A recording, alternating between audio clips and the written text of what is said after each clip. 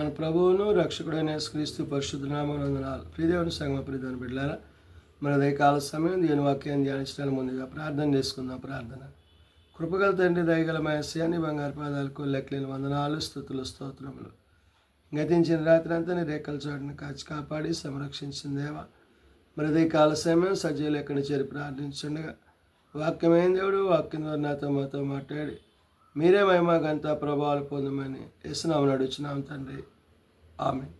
ప్రియదేవుని సంగమ ప్రియదేవుని బిడ్డ నిర్ధనకు ఏర్పాటు చేయబడిన వాక్య భాగము త్రిత్వ పండుగ కొరకు ఏర్పాటు చేయబడిన పాత నిబంధన వాక్య భాగము ప్రవక్త అయిన యెహెజ్కేలు రాసిన గ్రంథము 18వ అధ్యాయము 30, 31, 32 వచనములు ఈ విధంగా రాయబడినవి. త్రిత్వ పండుగ కొరకు ఏర్పాటు చేయబడిన పాత నిబంధన వాక్య భాగము ప్రవక్త యెహెజ్కేలు రాసిన గ్రంథము 18వ అధ్యాయము 30, 31, 32 ఈ విధంగా రాయబడి ఉన్నవి.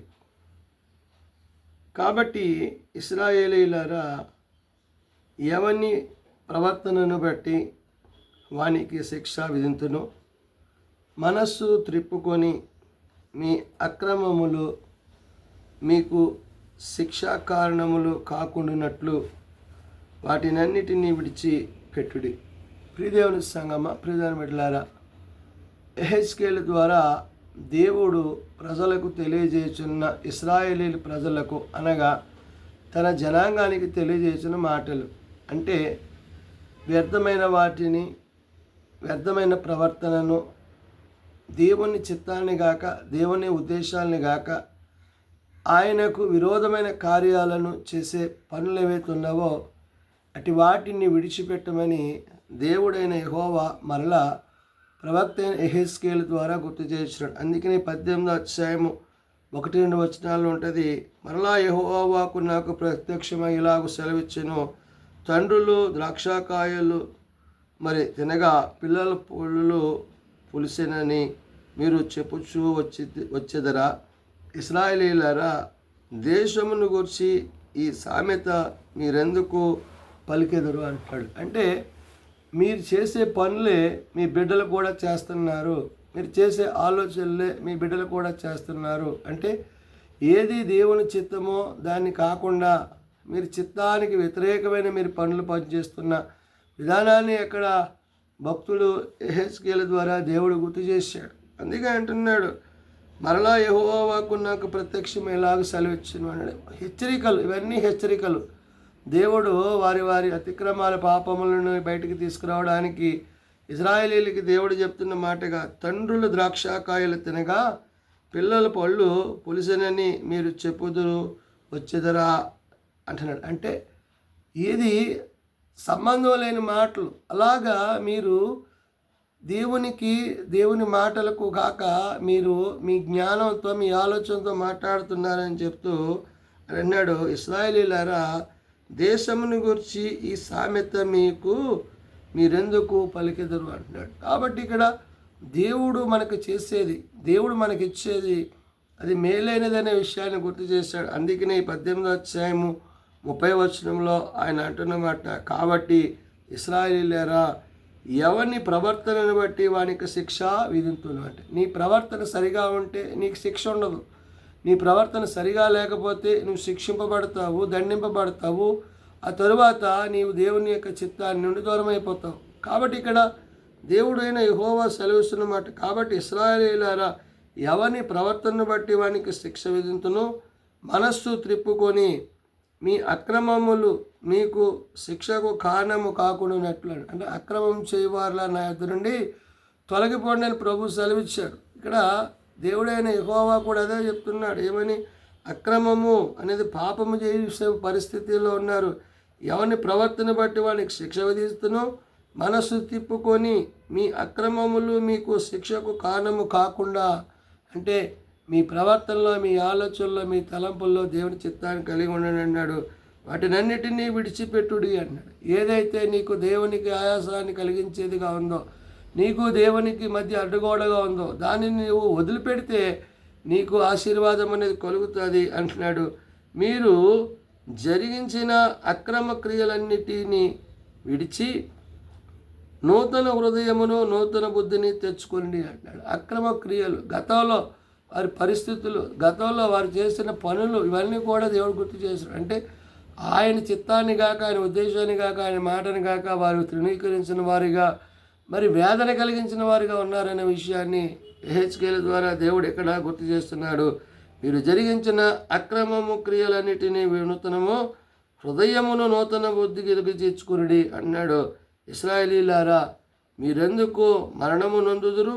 ఇదే ప్రభువు యెహోవా వాక్కు. అంటే మీరెందుకు తెలిసి కూడా మళ్ళా తప్పు చేస్తున్నారంటే, జీవము కలిగిన దేవుని కలిగి ఉన్న మీరు, ఆ జీవంలో కొనసాగవలసిన మీరు, ఆ జీవాధిపతిని కలిగి ఉన్న మీరు మరణ సంబంధమైన వాటి యందు మనస్సు కలిగి ఉండడం సరైనది కాదనే విషయాన్ని ఇక్కడ యెహెజ్కేలు ద్వారా దేవుడు గుర్తు చేస్తున్నాడు. అందుకని ఆయన అంటున్నమాట, ఇశ్రాయేలీయులారా మీరెందుకు మరణము నొందుదురు? ఇదే ప్రభువు యెహోవా వాక్కు అన్నాడు. కాబట్టి ఆ జీవముని, ఆ జీవం కలిగిన దేవుని యందు మీరు నిలిచినట్లయితే ఆ జీవం మిమ్మల్ని జీవింపజేయని అన్నాడు. కాబట్టి మరణము నొందువాడు మరణము నొందును బట్టి, అంటే మరణము నొందువాడు మరణము నొందుటను బట్టి నేను సంతోషించువాడను కాను అన్నాడు. అంటే ఏ మరణమైతే, ఏ పాపమైతే, ఏ అక్రమమైతే, ఏ అన్యాయమైతే మన మరణాన్ని తీసుకెళ్తుందో దానిని విషయంలో బహు జాగ్రత్త కలిగి ఉండాలి. కాబట్టి ఇక్కడ అన్నాడు, మరణము నొందువాడు మరణము నొందుటను బట్టి నేను సంతోషించువాడను కాను,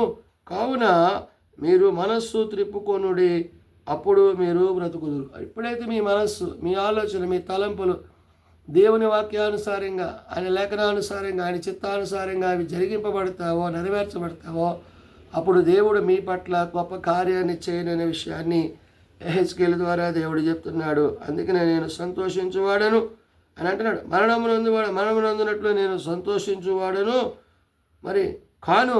కాబట్టి ఈ సంతోషం ఎలా ఉండాలా? దేవునితో ఉండాలా, ప్రభువుతో ఉండాలి, పరిశుద్ధాత్మతో ఉండాలా. త్రిత్వంలో ఏకత్వం అంటే తండ్రి, కుమారు, పరిశుద్ధాత్మలు ఏకమైనట్లుగా ఆయన యందు మనమును ఏకమై ఉండులాగన మరి పరిశుద్ధాత్మ దేవుడు మన మధ్యన ఉన్నప్పుడు, నేడు ఆదరణకర్తను మన మధ్య నుంచిన ప్రభు ఆయన తిరిగి వచ్చినప్పుడు మనము ఆ ఆత్మచేత నింపబడి క్రీస్తుని సమీపించు వారముగా ఉండాలి. కాబట్టి అట్టి మాటలన్నీ ఇక్కడ యెహెజ్కేలు ద్వారా దేవుడు హెచ్చరిక చేస్తున్నాడు. అందుకనే మరణం నొందువాడు మరణం నొందుటను బట్టి నేను సంతోషించువాడను కానంటున్నాడు. కావున మీరు మనస్సు తిప్పుకొనిడి, అప్పుడు మీరు బ్రతుకుదురు. అంటే మీ హృదయాలు సరి చేసుకుంటే, మీ హృదయాల్లో దేవుని యొక్క చిత్తాన్ని, దేవుని యొక్క వాక్యాన్ని మీరు కలిగి ఉంటే మీరు బ్రతుకుతారు అంటున్నారు. ఇదే ప్రభువు యెహోవా వాక్కు. కాబట్టి ఇక్కడ దేవుని మాట, దేవుని చిత్తము, దేవుని ఉద్దేశము, దేవుని ఆలోచన ఎవరు కలిగి, ఎవరు జీవించి, ఎవరు వాటి ప్రకారం నడుచుకుంటారో వారే నిత్య జీవానికి వారసులు అవుతారు. కాబట్టి ఈ త్రిత్వ పండుగ యొక్క ఉద్దేశం ఏంటంటే తండ్రితో, కుమారునితో, పరిశుద్ధాత్మతో మనం సదాకాలము జీవించేవారమై ఉన్నాం. కాబట్టి ఆయన నామమును బట్టి, ఆయన ఉద్దేశములను బట్టి, ఆయన ఆలోచనను బట్టి ఆయనతో సదాకాలము జీవించేవారంగా ఉండాలని ఆనాడు దేవుడైన యెహోవా యెహెజ్కేలు ద్వారా ఇశ్రాయేలీయులకు, నేడు సార్వత్రిక సంఘానికి తెలియజేసిన మాటలు ప్రార్థన చేసుకుందాం.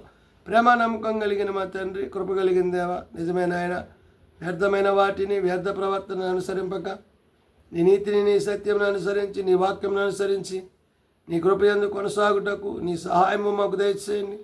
మేలైన వాటిని మాకు అనుగ్రహించి ఉన్నారు. కాబట్టి నాయన, ఏది నీ చిత్తమో, ఏది నీ ఉద్దేశమో మేము ఎరిగి మరణం నుండి, పాపము నుండి అయా నీవు మాకు ఇచ్చిన నిత్య జీవాన్ని మేము కలిగి నీతో సదాకాలం ఉండుటకు తండ్రితో, కుమారునితో, పరిశుద్ధాత్మతో నాయన ఏక హృదయం, ఏకాత్మ కలిగి హృదయమందును, ప్రవర్తన యందును నిన్ను సేవించుటకు నీ సహాయం దయచేయండి.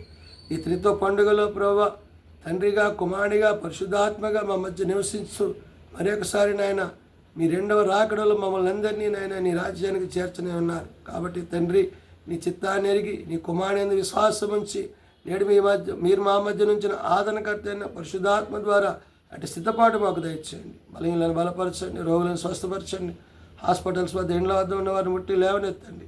తమ ప్రియులను పోగొట్టుకున్న కుటుంబాలను ఆదరించండి. ఏ ఒక్కరు నశించక అంతటందరూ మారు మనసు కలిగి పాపక్షమాపణ కలిగి నేను రాజ్యం తిరగలిగిన కృప దయచేయమని, దీని పరిచర్యలో తోడేయండి అని యేసు ఉన్నత నామమున ప్రార్థించి వేడుకొనుచున్నాం తండ్రి, ఆమేన్.